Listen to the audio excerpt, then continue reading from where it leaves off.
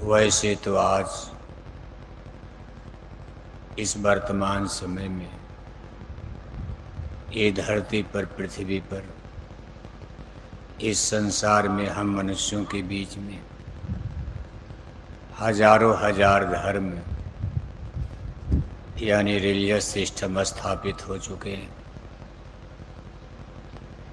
धर्म के नाम पर मानव जाति अनेक अनेक ग्रुप में, समूह में, टुकड़े में बढ़ चुकी है।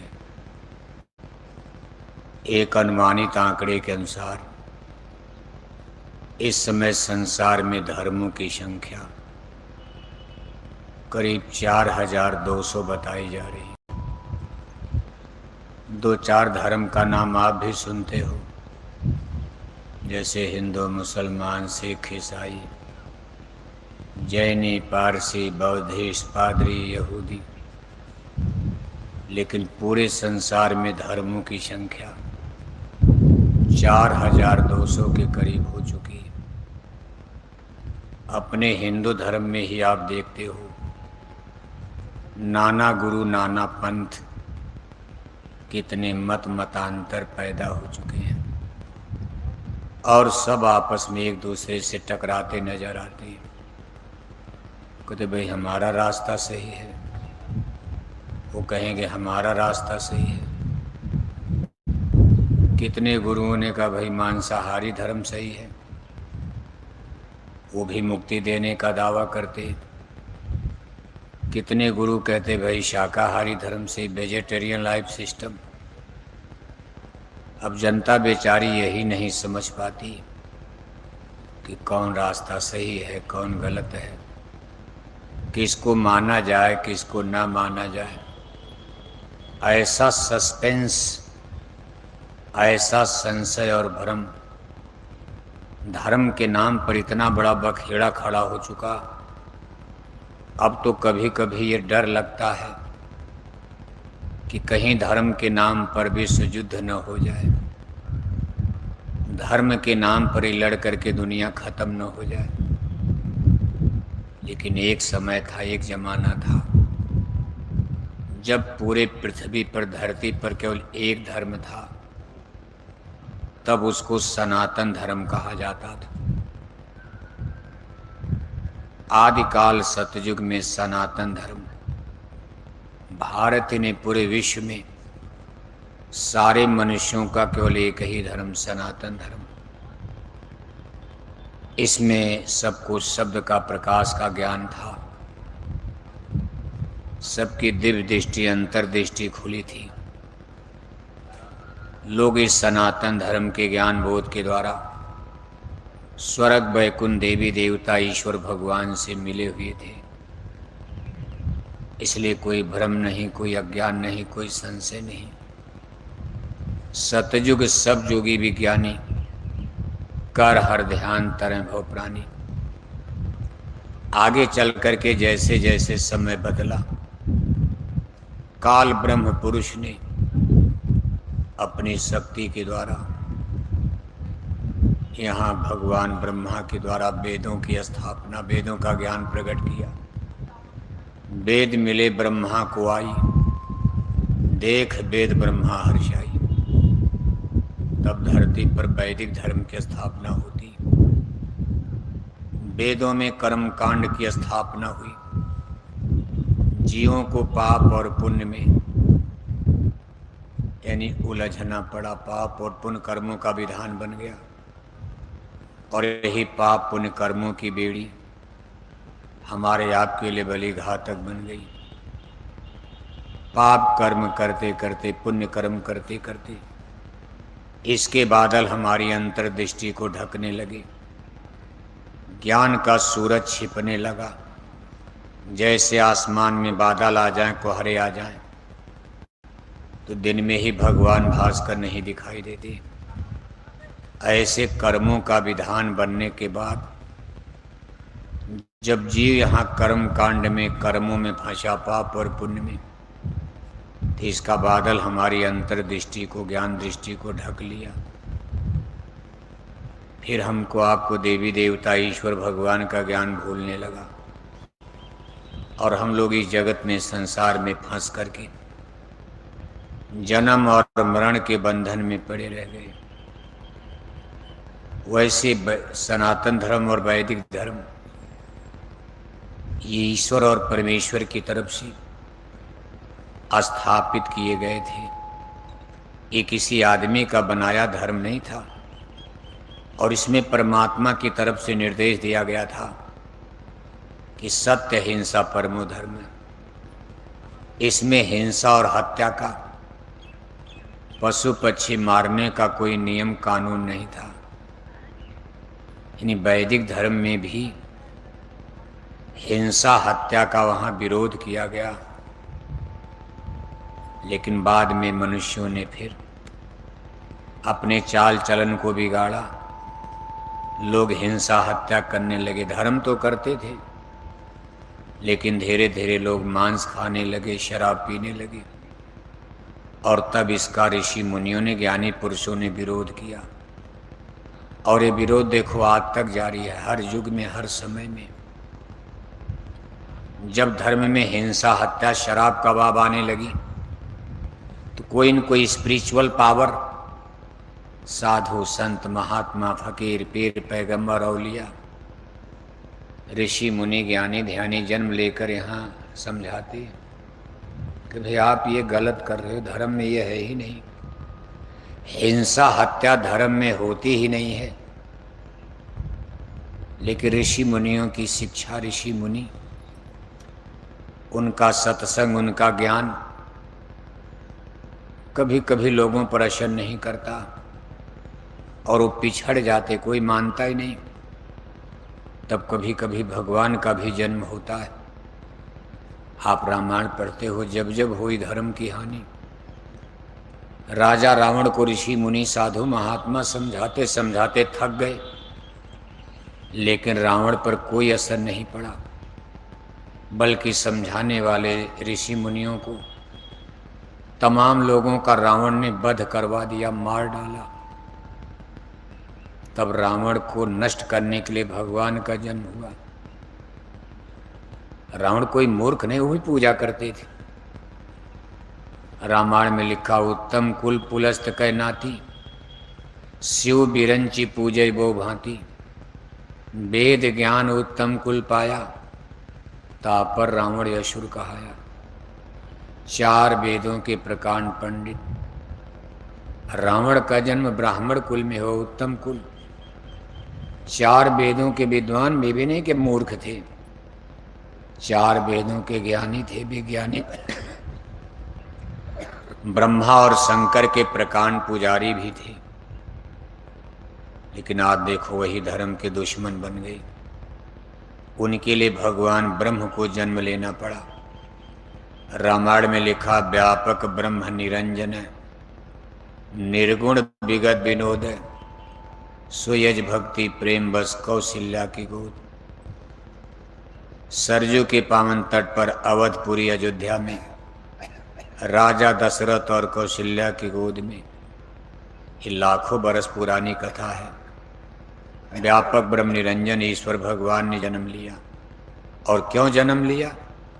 गद्दी कुर्सी के लिए नहीं, इसी सनातन धर्म वैदिक धर्म की रक्षा के लिए। उन्होंने रावण को समझाने का प्रयास किया कि भाई आप धर्म तो कर रहे हो, लेकिन आपका रास्ता धर्म के विपरीत है। विपरीत क्यों है? कहा आप मांस खाते हो, आपके यहाँ शराब पी जाती। प्रभु श्री रामचंद्र जी का धर्म शाकाहारी, वैदिक धर्म शाकाहारी, सनातन धर्म शाकाहारी, परमात्मा का स्थापित किया हुआ धर्म शाकाहारी, और 4 वेद के पंडित राजा रावण का धर्म, रावण का धर्म, रावण मांसाहारी। इसी का विरोध हुआ।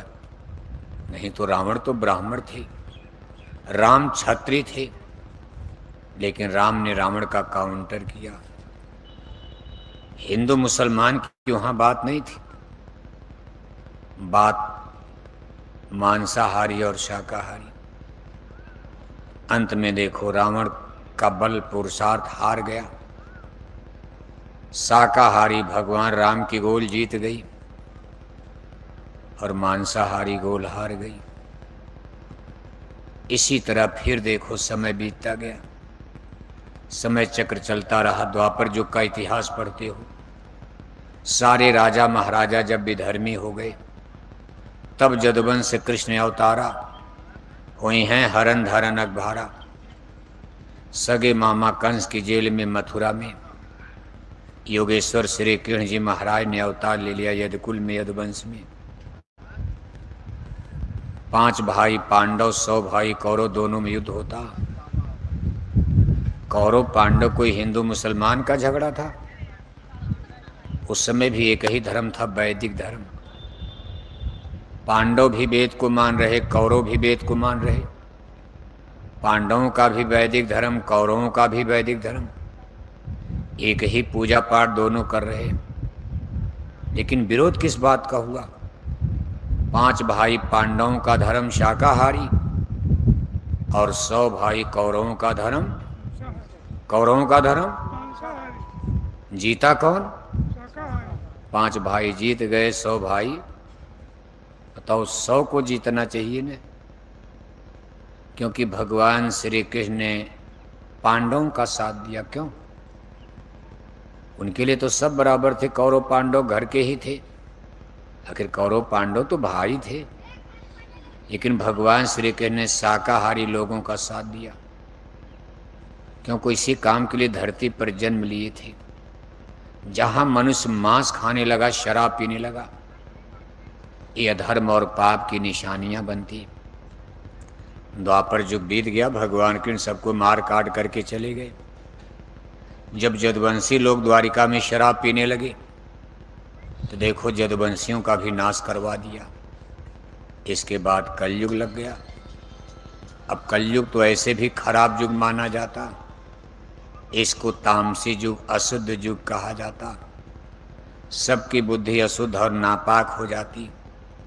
कलयुग एक ऐसा खराब समय है, इसमें मनुष्य की बुद्धि इतनी पागल हो जाती कि मामा भांजी नहीं पहचानता, चाचा भतीजी नहीं पहचान पाता, बाप बेटी को नहीं पहचानता, भाई बहन नहीं पहचानता।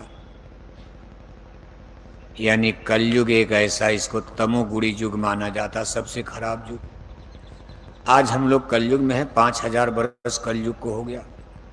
जब से कलयुग लगा है, फिर मांसाहार, शराब, कबाब तेजी से बढ़ गया। ज़्यादातर लोग धीरे धीरे, और इसका भी विरोध कलयुग में भी होता रहा। कबीर साहब, नानक साहब, दादू साहब, दरिया साहब, स्वामी विवेकानंद, दयानंद सरस्वती, धर्मगुरु शंकराचार्य, तमाम ऋषि मुनि साधु महात्मा धरती पर जन्म लेकर इस कलयुग में भी धर्म को संभालने की कोशिश करते रहे। हम मनुष्यों को समझाने का प्रयास करते रहे कि नॉन वेजिटेरियन लाइफ सिस्टम, ये जो आप मांसाहारी धर्म चला रहे हो, ये ईश्वर भगवान को मंजूर नहीं, गलत हो रहा, पाप हो रहा। धर्म तो वेजिटेरियन लाइफ सिस्टम, शाकाहारी धर्म। जीवों पर दया करो, रूहों पर रहम करो। परम धर्म सुरविदित अहिंसा, रामायण में क्या लिखा? अब हिंदू लोग देखो रामायण रोज पढ़ते हो, रामायण तो आपको हिंसा से बचा रही। कहा परम धर्म सुविदित अहिंसा, पर निंदा समघ्न गिरीशा। परहित सरिस धर्म नहीं भाई, पर पीड़ा सम न यधमाई। धर्म न दूसर सत्य समाना। मनुष्य के अंदर करुणा हो, उदारता हो, दया हो, दान हो, नैतिक मूल चरित्र बल हो, अच्छे विचार हो, अच्छे चिंतन हो, इसी को तो धर्म कहा। जहाँ बुराई आ गई, करप्शन आ गया, भ्रष्टाचार, अनीति, अत्याचार हो रहा, वहाँ धर्म कहाँ रह गया? लेकिन अब कलयुग में इतना गंदगी है कि पता ही नहीं चलता है कि कूड़ा कचरा गंदगी जब चारों तरफ फैल गई, अब हम लोग उसी में जीने खाने के आदी बन गए। जैसे कपड़ा गंदा हो जाए, उस पर थोड़ी गंदगी डाल दो, क्या पता चलेगा? सफ़ेद कपड़ा पर एक छींटा पड़ जाए तो पता चलेगा। अब कलयुग में इतनी गंदगी है कि पता ही नहीं चलता क्या पाप है क्या पुण्य है। आज मनुष्यों के चाल चरित्र को आप देख रहे हो, चाहे पढ़ा लिखा हो चाहे अनपढ़, अच्छे काम तो बहुत कम लोग करते दिन में, सुबह से लेकर शाम तक, शाम से लेकर सुबह तक सब लोग करप्शन, बुराई, बुरे काम, पाप कर, निंदा करना, चुगली करना, रगड़ा झगड़ा, लोभ मोह, चाचा को मार दो जमीन ले लो, भतीजा मार दो बगीचा ले लो, इनको मार दो पैसा ले लो, बस लोभ और लालच, लालच में जी रहे। और अहंकार, लोभ और अहंकार कि कितना ज़्यादा मिल जाए दुनिया का सामान, चाहे कोई मरे, और अहंकार इतना बड़ा कि कोई किसी को मानने को तैयार नहीं, अपने बूढ़े बाप बाप को कोई मानने को तैयार नहीं, गांव में बूढ़े बुजुर्गों को कोई मानने को तैयार नहीं, स्कूल के मास्टर प्रिंसिपल को कोई मानने को तैयार नहीं, प्रधानमंत्री मुख्यमंत्री को भी आदमी गाली देता है। उनको चुनाव लड़ना तो एक प्रधानी का चुनाव नहीं जीत पाएंगे, और रोज प्रधानमंत्री मुख्यमंत्री को शराब पीकर गालियां देते हैं। फिर शराब के नशे में गांधी महात्मा को गाली, तब तक भगवान राम को गाली, भगवान कृष्ण को गाली। यानी आज के मनुष्य की बुद्धि कितनी पतित हो गई, उसको ये नहीं पता कि गांधी महात्मा, भगवान राम, भगवान कृष्ण हमसे तो अच्छे होंगे, हमको आपको तो गांव घर में कोई पूछने को तैयार नहीं। जिस भगवान राम को दुनिया मान रही हो, हमसे आपसे बेवकूफ रहे होंगे। जिस भगवान कृष्ण को दुनिया भगवान मान रही, जिस गांधी जी को राष्ट्रपिता मानकर दुनिया पूजा कर रही, हमारे आपके मरने के बाद कोई पूछेगा? कुत्ता बिल्ली नहीं पूछेगा। तो ये महामानव महापुरुष हैं, इनको गालियां देकर के आपका विकास होगा, उन्नति होगी?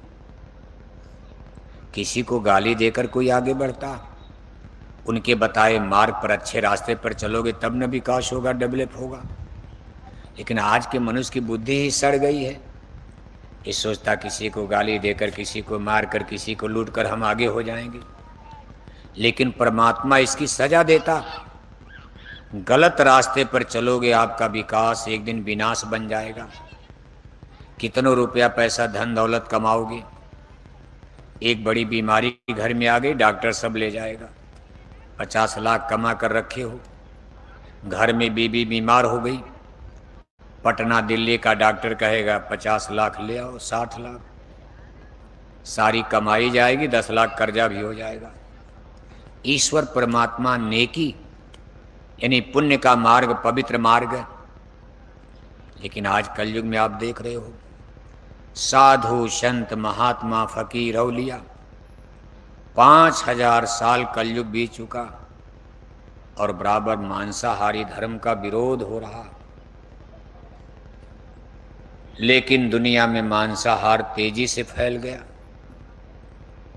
हमारे भारत देश में ज़्यादातर लोग यहाँ शाकाहारी रहते थे, लेकिन जब यहाँ मुसलमान आए, दीन ईमान इस्लाम को मानने वाले मुसलमान, आज के करीब 1000 साल पहले भारत में पश्चिम से मुसलमानों का आगमन हुआ, पंजाब की तरफ से। मुसलमान एक धर्म लेकर आए, वो मांसाहारी धर्म ही लेकर आए। भारत में इसका लोगों ने विरोध किया।